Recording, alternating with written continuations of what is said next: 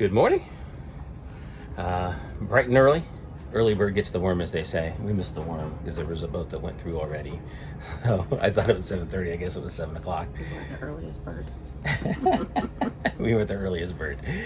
Anyway, so we're standing by waiting for the next lock opening. There's another boat. I don't know if you can see it. That's tied up on the wall over there. I hear another one or two more that are calling on the radio. So it looks like there'll probably be maybe 4 boats that are going in. Yeah, the first of many locks today.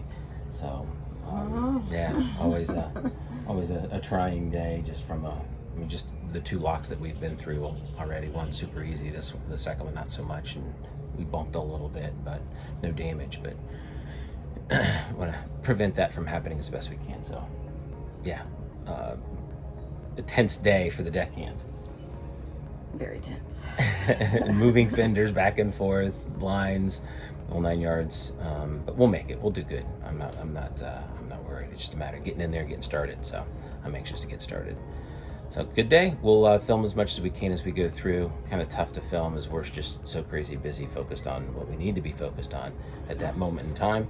But we'll try and capture what we can and share on the other side. So enjoy, and here's to a safe day on the water.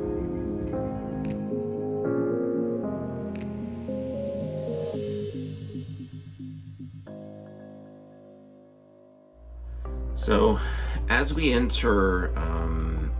begin to approach lock number 2 from the Waterford wall, basically just came right off of the wall. As we were approaching the lock, the light, we saw the doors opening, the light turned green. The boat there in front of us and had a couple of gentlemen on it that were, we basically were behind them for a few locks, and then about halfway through the day they either stopped or veered off, whatever. But anyway, so we followed them in. They took the port side, we went after the starboard side. Now Sherry and I are talking as we come up to this point, and I'm basically saying to her over our headsets, hey, this is where I am planning to go. So in this case, because we had 2 other boats that I knew that were behind us, I wanted to get pretty much as far up as I could without getting too close to that other boat, because there was plenty of room in there for 4 boats without us having to grab a line or a pole that is directly across from the other. So always want to give yourself as much space as possible when it's possible. And this first one, it had the cables, so I had to wrap our rope from the boat around the cable to secure us to the wall.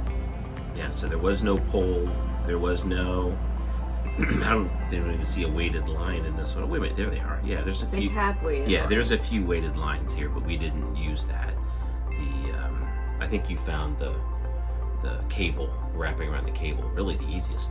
But we didn't see too many cables after this one. No, there's only a couple that had the cables, and everything else was you had to hold on to the weighted rope. So at this point, we are, we're basically waiting for the other 2 boats to secure in behind us and to shut the door. They did, and we start to rise. Now, as we start to rise, the water's being pumped in from underneath us, so it's moving us around a good bit. I'm using the engines, both engines, port and starboard, to try and keep us pointed straight, and then also using the bow thruster. As we'll learn later on, I used too much bow thruster throughout the day. Yeah, really purpose just trying to keep us straight and keep us close to the wall. Actually, Sherry's doing a great job of just keeping us pulled closely to the wall here. Now, one of the things that we noticed in the first couple of locks here that we weren't prepared for necessarily, we had our fenders against our rub rail. So that way, as the boat goes up, we're basically not rubbing against, the boat isn't rubbing against the wall, the fenders are. But as we got higher, the fenders got above where the wall was. So thankfully, we saw that. 1, 2, thankfully there was no wind. So it wasn't like as soon as we rose, the wind pushed us back up against that wall. So we were able to stay off of it. So keep in mind, this is really going through that lock there, our 3rd lock ever. The very first lock we hit was in Virginia, super easy. The second lock was the Troy Federal lock, which we hit right before Waterford, New York. And yeah, that one, we didn't do a very good job on that one. The boat rubbed against the side of the wall, our dinghy rubbed against the side. We went in there all cattywampus-like, and it wasn't, we didn't damage anything, but that's certainly not the way you want to be approaching the lock. All right, so now we're headed into lock number 3. Literally, we had to pass that barge. Pretty narrow passageways through there, but we navigated them just fine. And very similar, we get in here, let Sherry know where we were going. She grabbed a hold of the rope. We waited for the doors to shut behind us. The other 2 boats, we still have 4 boats in this lock, 1 behind us, 1 in front of us, 2 behind us, and up we go.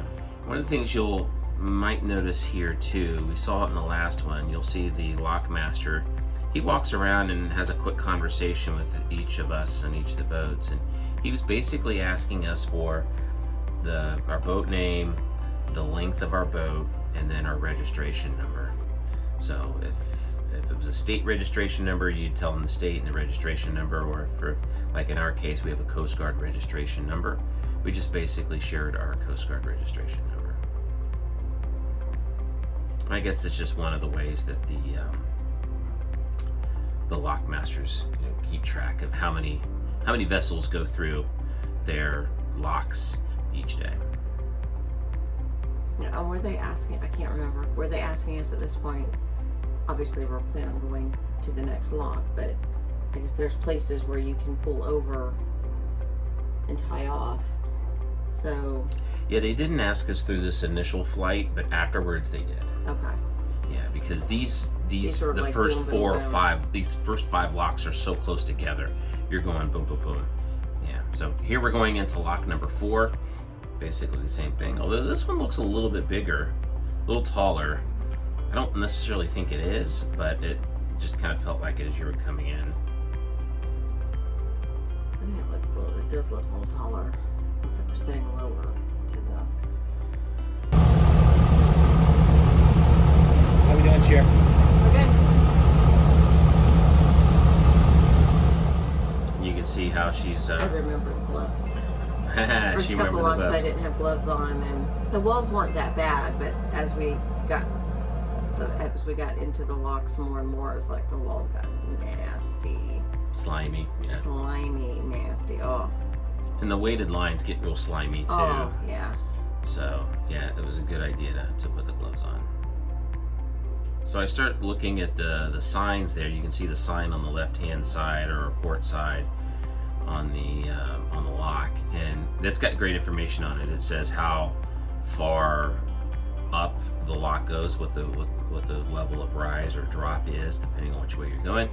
It also tells you how far ahead the next lock is, and then how far behind you the previous lock was. So as you're coming through, it just gives you some sense of exactly where you're at in the New York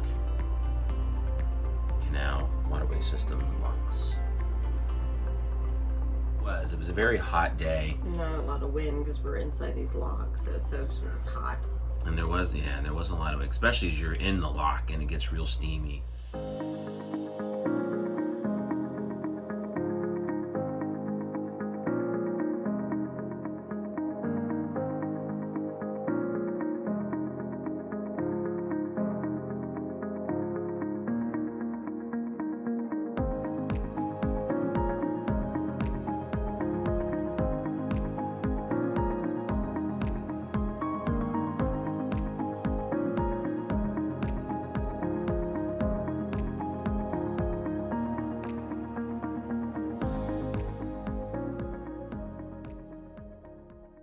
So now we're beyond that first flight of those 5 locks, and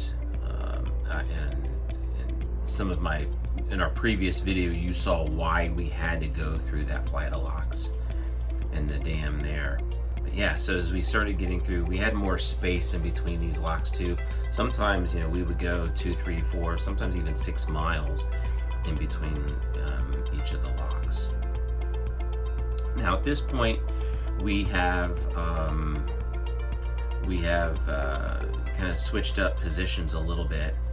So because we had such a far distance, we lost that first boat that we had previously. They're off, and now in front of us is a boat called Minu, and they are Canadian and great group of folks, husband, wife, and their daughter and their little dog, and they ended up staying at the exact same lock that we did, or the same free wall after lock number 11 that we did, and so we had a chance to connect with them and talk to them, and we even went to dinner that night and had a great dinner and great conversation. It was so cool just to get to meet them, and they're from Ottawa, French speaking Ottawa, and so it was in fact their daughter she didn't speak a lot of English, but she spoke a little bit of English, enough to, she was able to communicate with us, but it was clear her primary language was French, and so it was just neat. It was a neat experience for us, as that's something you get to experience all the time, and it couldn't have been nicer. And then the daughter ended up filming us going in and out of the locks a little bit the next day. It was really nice. They didn't have to do that. That was really nice. Yeah, that was super cool. It was just neat to be able to see our boat from a different perspective, and we actually will include some of that video in our video next week. So here we go, continuing to work our way through, and it was fun too, as we were going through the locks with them, right behind them, as they'd crank up the music, and we were jamming out to some good old 80s rock, and through a couple of these locks. And then as we were waiting for the dockmaster, he would, to do his thing, he would, especially when we rose up to the top, he would hop off the boat and come down, and you can look at this one here. You can see the line, the weighted line in the background extending out into the middle of the lock. That's how much the water that is bubbling up from the bottom is pushing from the starboard to the port side. So that's why we had the port side tie. In the background there, you can see some of the you can see part of the dam, or the water that's coming through the dam there. Right, so now we're at the point, and really I'm just making sure that we stay in position, again waiting for the lock to open. At the same time, as we are ready to go, I'm asking Sherry, I'm letting Sherry know when it's a good time to go ahead and drop the line or pull our rope if she's got us around a cable or a post. So jumping ahead here, heading into lock number 10 there, and again you can see that we have our headsets on. We had our headsets on the entire time, so really important that we had those fully charged heading in today, which we did, and we used them every single time. Sherry's constantly communicating to me, you're aft, forward, you need to get that off of the wall or whatever. So she's basically telling me, how close we are. Because you're gonna touch, that's what the fenders are there for.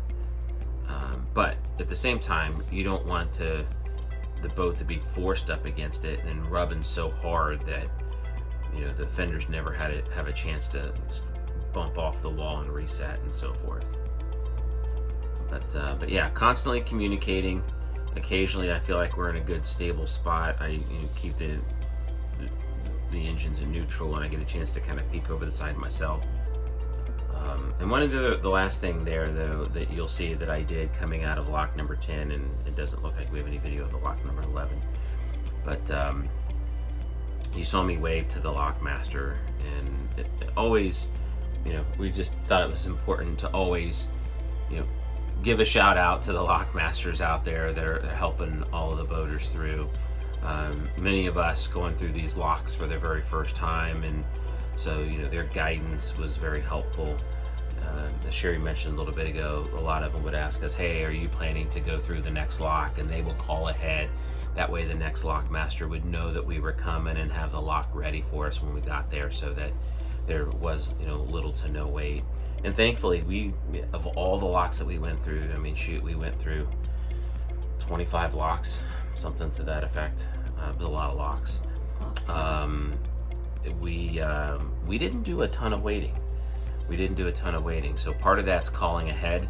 You're within a mile or so of a lock, calling ahead, letting them know you're coming, and then as you go through, just having that good friendly conversation, and then thanking the lockmaster for their help, and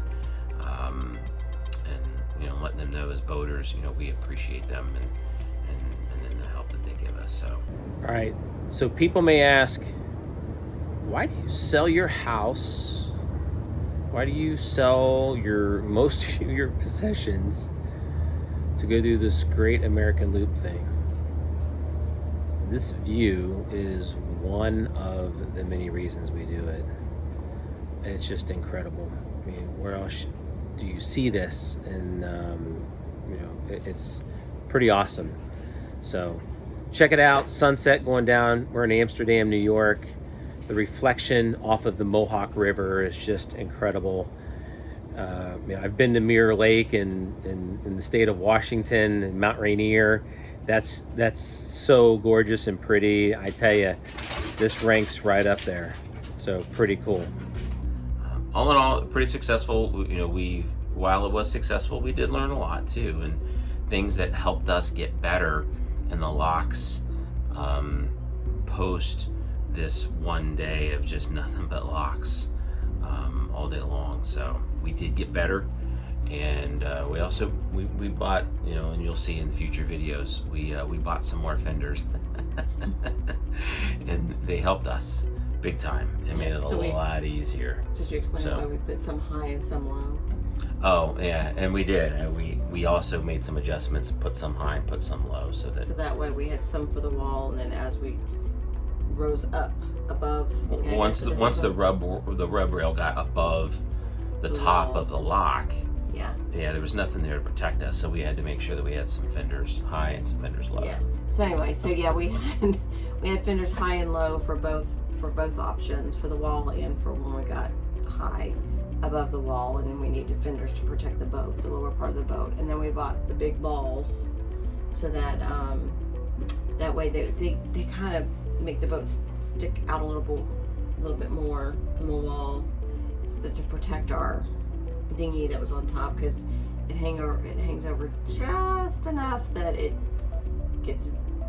the motor gets dangerously close to the wall and too close for comfort. So in that end, it just kind of it reacts to the wall a bit different than the regular fenders. It doesn't have a large of a surface area touching the wall, so it slides up and down the wall a little bit easier than our cylinder fenders do. And we find we use them a lot too in other docks. We started using them a lot. They weren't cheap, but not only were they incredibly helpful for the remainder of the locks that we went through, they've been very handy at some of the marinas that we've pulled into as well. So. And gloves. Oh my gosh, I cannot believe I went through the first couple locks without gloves. Gross. But anyway. But more to come. This is only the first 10 locks that we went through. Actually, we went through 10 locks that day, so locks 2 through 11, and then we went through that lock that previous for getting to Waterford. So a lot more locks to come in the future, and we didn't record quite as many as we moved forward into the future here, but ran out of space on the phone. But we did record some, and I think you can see, and we'll point it out and share those in our future videos, the improvements and the things to look out for that we got better at. Hope you enjoyed this. Hope you found it helpful and maybe learned a few things, and hopefully allayed a few of the fears if you're a future looper or someone that's on the loop now and approaching the locks and a little nervous about going to the locks. Don't be.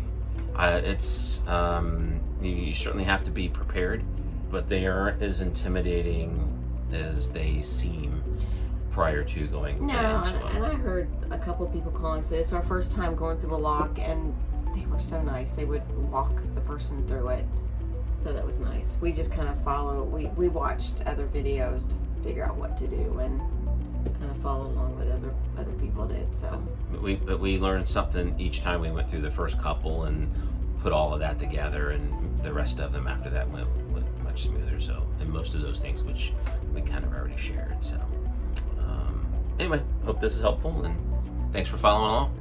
Please like and subscribe, hit that notification bell so that you stay up to date with our latest and greatest. Thanks all.